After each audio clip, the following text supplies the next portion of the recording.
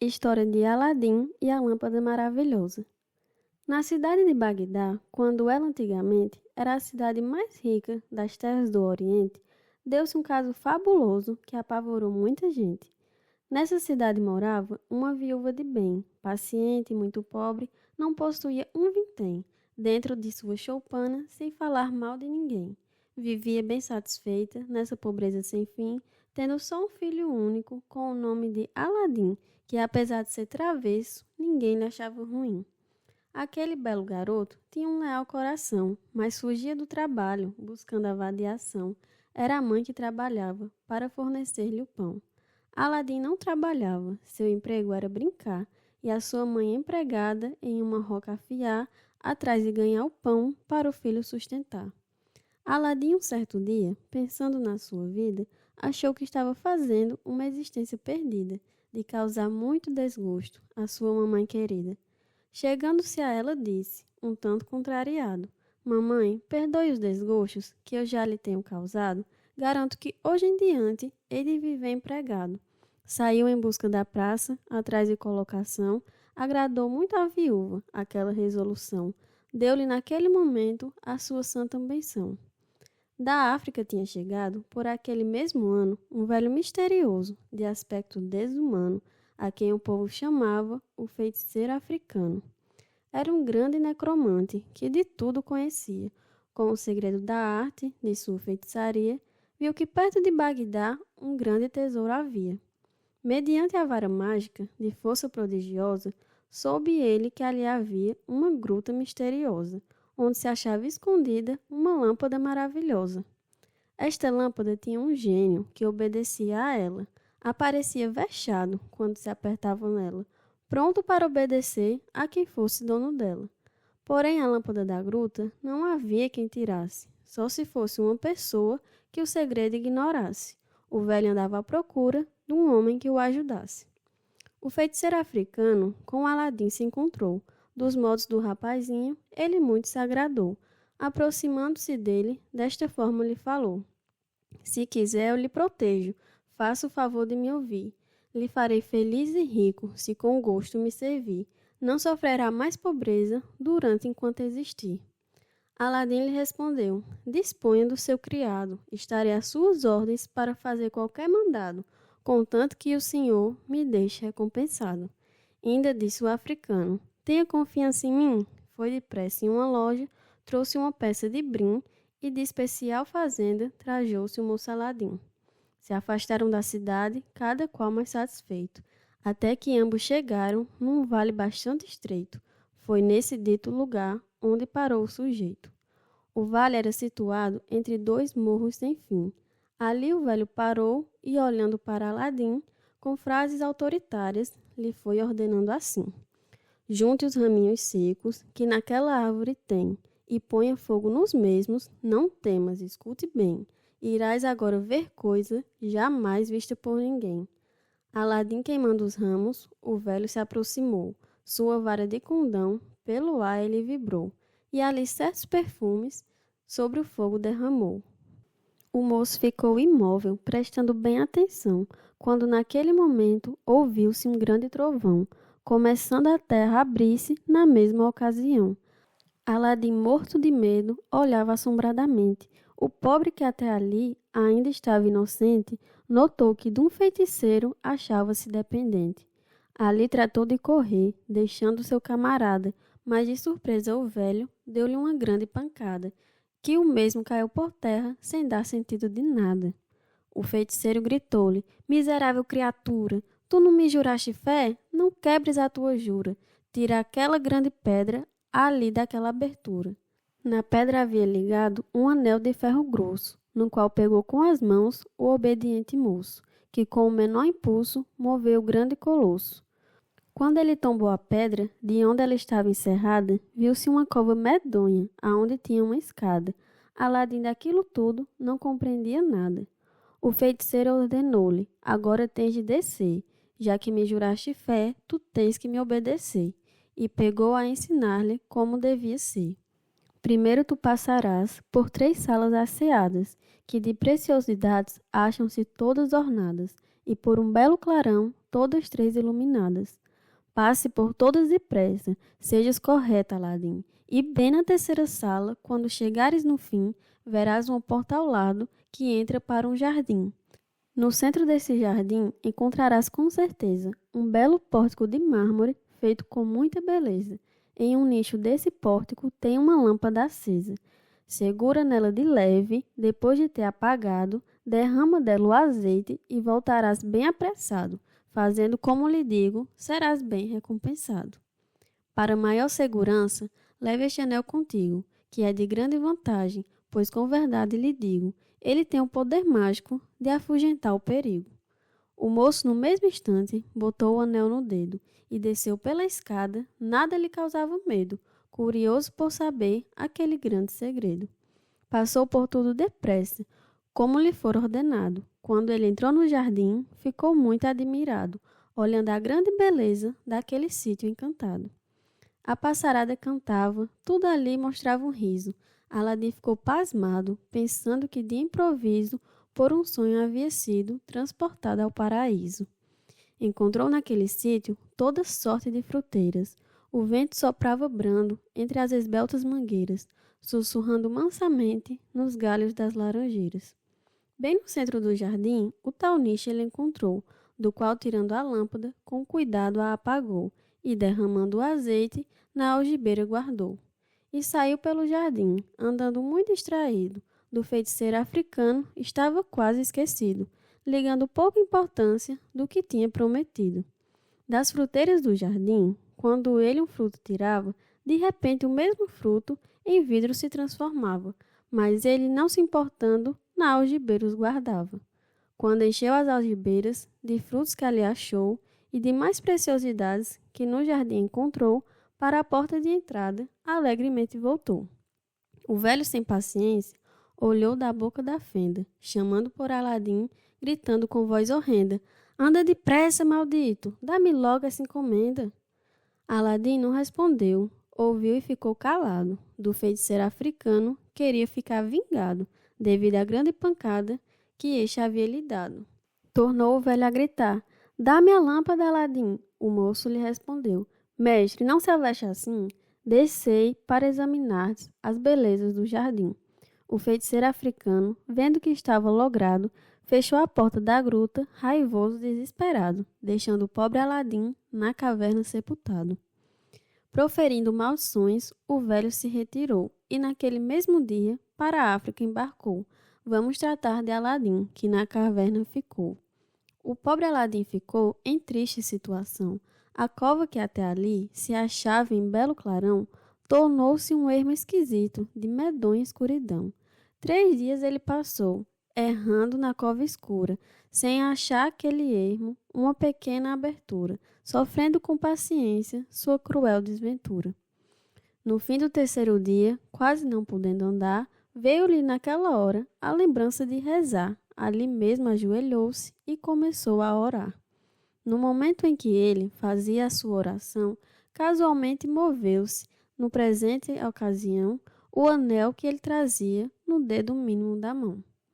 Envolveu o dito anel, que tinha no dedo seu, de uma bela claridade, aquela gruta se encheu, e uma visão horrenda junto dele apareceu.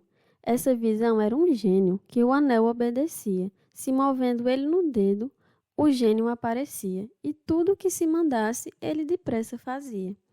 A visão chegou e disse: "Menino, não tenhas medo, que eu sou o gênio escravo do anel que tens no dedo. O que mandar-me que eu faça, eu te farei muito cedo." Aladim, aproveitando aquela oportunidade, disse ao gênio: "Sendo assim, leva-me para a cidade, a casa de minha mãe, é esta a minha vontade." Apenas o moço tinha tais frases pronunciado, para a cidade de Bagdá foi depressa transportado. Em casa de sua mãe, chegou bastante cansado. Por causa dos sofrimentos que na caverna passava, chegou mais morto que vivo, porque com fome se achava, pois já fazia 3 dias que aquele não se alimentava. Sua mãe, bastante aflita, vendo seu sofrimento, foi buscar a toda pressa um pouquinho de alimento. Ele, saciando a fome, cobrou de novo o alento. Depois que o moço Aladim tinha comido e bebido, adquirindo de novo o seu esforço perdido, contou logo à sua mãe o que tinha acontecido. A sua mãe, no princípio, quase nada acreditou, mas quando os frutos de vidro e a lâmpada lhe mostrou, da sua história toda, ela nada duvidou. Aladim disse: Eu agora vou estas coisas vender, para ver se algum dinheiro com elas posso obter, e assim mais alguns dias teremos de que viver. Disse a velha: Para isso, não acharás comprador, somente esta lâmpada velha pode ter algum valor, vou limpá-la para dar-lhe um preço superior. Assim que a viúva estava esse trabalho fazendo, apareceu de repente um gênio alto e horrendo, que com um gesto espantoso foi desta forma dizendo: Eu sou o gênio da lâmpada, pois vivo sujeito a ela, disposto a obedecer a quantos pegarem nela. O que quiseres que eu faça, farei com toda cautela. A viúva, ouvindo isto, deu-lhe logo um passamento. Aladim pegou na lâmpada, aproveitando o momento, para exigir do gênio o que tinha no pensamento. Disse Aladim para o gênio: Se tu vens me obedecer, se és escravo da lâmpada, mostra-me o teu poder, trazendo-me alguma coisa com que possa me manter. Quando o moço declarou qual era o desejo seu, o gênio, escutando tudo, uma palavra não deu. Numa nuvem de fumaça, dali desapareceu. Desapareceu o gênio, depois voltou pressuroso, com uma porção de pratos de metal muito precioso, que vinham todos compostos de alimento saboroso. Trazia mais outros vasos, cheios de vinho excelente. Antes, porém, que Aladim lhe visse mais claramente, pousou tudo sobre a mesa e fugiu rapidamente. O moço chamou a velha, com gesto amoroso e ledo, dizendo: Mamãe, acorda, nada aqui lhe causa medo, que foi descoberto agora da lâmpada o grande segredo. Quando a velha despertou, sentiu medonha surpresa. Aladim lhe contou tudo e, para maior surpresa, ela viu em sua sala a comida sobre a mesa. Dali em diante Aladim, quando uma coisa queria, apertava a sua lâmpada e o gênio aparecia. O que o moço ordenasse, ele depressa trazia. Assim viveu alguns anos, em completa liberdade, gozando com sua mãe perfeita felicidade, procurando fazer parte da alta sociedade. Passando um dia em frente do palácio do sultão, viu uma linda princesa, de uma rara perfeição. Aladim sentiu por ela a mais ardente paixão. Tinha o nome de Clarice, esta linda criatura, olhos meigos, atraentes, lábio cor-de-rosa pura, era o retrato de Vênus, a deusa da formosura. Quando ele chegou em casa, um pouco impressionado, contou logo à sua mãe o que havia passado, que pela bela Clarice achava-se apaixonado. A mãe pensou que seu filho tinha perdido o juízo, aconselhou ternamente com o mais doce sorriso, temendo aquela impressão causar algum prejuízo. Ele então lhe respondeu: Eu não estou a brincar, quero que vá ao sultão a fim de solicitar a sua querida filha para comigo casar. Leve os frutos que colhi lá no jardim encantado, pois eles não são de vidro, como tínhamos pensado, e sim pedras preciosas de um valor mais sublimado. Entrega ao nobre sultão este sublime presente. Ele, vendo aquele tesouro, ficará muito contente, e assim o que desejo obterei facilmente. Dentro de um vaso de ouro, o qual chamava a atenção, a velha botou as pedras com a maior precaução e logo seguiu em busca do palácio do sultão. Chegou ela no palácio, decentemente trajada, porém só no fim do dia lhe concederam entrada. No quartel do soberano entrou bastante acanhada. Foi até o pé do trono, chegando ali se prostrou, e levantou-se somente quando o sultão lhe ordenou, que com palavras severas depressa lhe perguntou: Aqui neste meu palácio, o que vieste buscar? A matrona respondeu-lhe: Venho vos solicitar a vossa filha Clarice para com meu filho casar. O sultão, ouvindo aquilo, riu-se indiferentemente, mas quando ela entregou-lhe o magnífico presente, quase que morre de espanto, não coube em si de contente. Disse muito admirado: Agora sei com certeza que teu filho é um senhor, de uma raríssima grandeza, que possa dispor assim de tão sublime riqueza. Volta para tua casa, vai a ele prevenir, que com gosto casamento eu poderei consentir, se mandar-me com urgência o que eu vou lhe exigir. Se por 20 escravos pretos e 20 brancas de cor, me mandar 40 vasos, no esmeraldo primor, todos cheios de ouro e pedras, do mais sublime valor. Assim que o moço Aladim recebeu aquele recado, agradeceu à viúva, falando com muito agrado pelo serviço de amor que ela havia lhe prestado. Dizia ele contente: muito obrigado, senhora. Com a princesa Clarice eu hei de casar-me agora. O que o sultão deseja, arranjarei sem demora. Às 12 horas da noite, levou a lâmpada na mão para uma extensa praça de prolongada amplidão, que ficava bem na frente do palácio do sultão.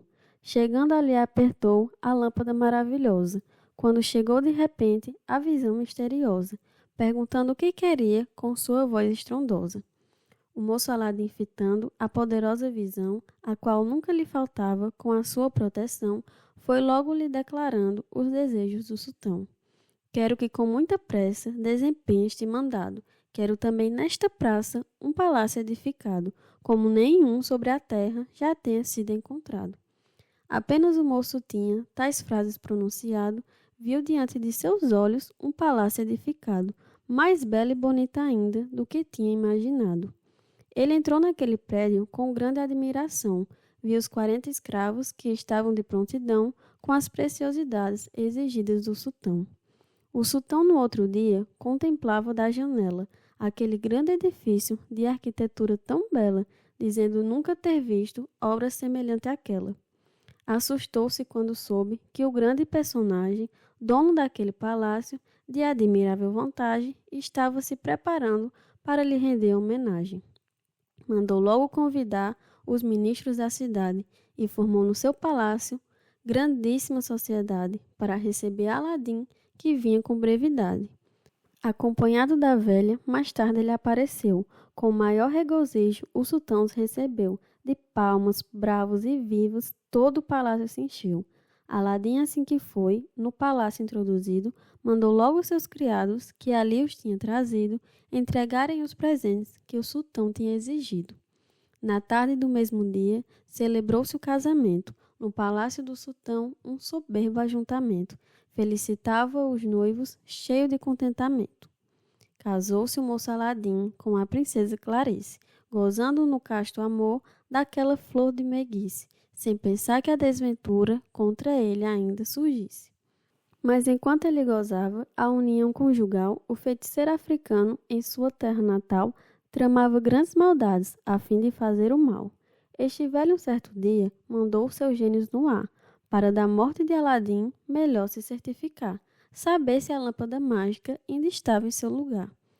Os gênios, quando voltaram, disseram ao velho então que Aladim em Bagdá era o genro do sultão e ocupava na cidade uma alta posição.